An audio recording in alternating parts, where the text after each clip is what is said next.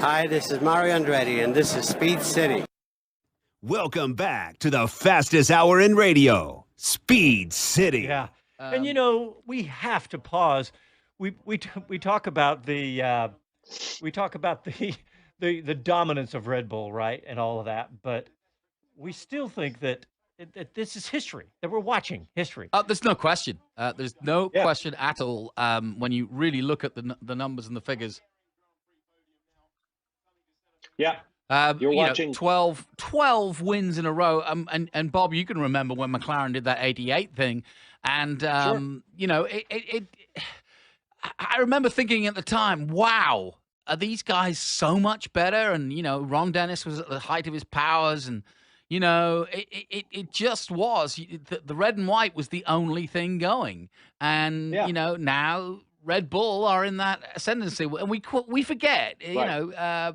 Mercedes were doing this. I think the difference with Mercedes, and it might come to be if Perez keeps his foot in, but the difference with Mercedes is that Rosberg, each and every weekend, always had a chance of beating Hamilton. You thought. Right.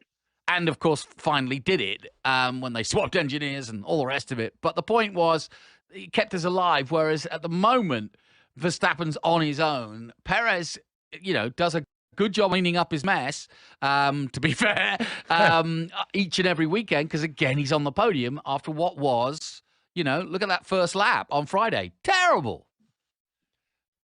Yeah, I mean, Perez, he needed this weekend badly. Big time. He did, and he got it. This is, and I go yakking on about it all the time. This is the essence of Formula One. You build your race car. Nobody else does that. NASCAR, IndyCar, you name it. They buy a chassis made by a constructor. Even in the World Endurance Championship, Toyota's chassis are made by Orica. And you make it as quick as you possibly can, and sometimes you get it wrong, and sometimes you have a world-beating generational talent behind the wheel, and those are very hard to find, which explains why we often see reasonable gaps. You mentioned McLaren back in 1988 when they won 15 of 16 races. Yep. You had arguably the two best drivers in the series, Alain Prost and Ayrton Senna, and both will go down in history as among the greatest of all time. So that was a perfect moment. That was the eye of the storm. And they hated each other. And they hated each other. Yeah, that rivalry went crazy. And it would have done so earlier if Ron Dennis weren't so good at managing the temperament of his drivers.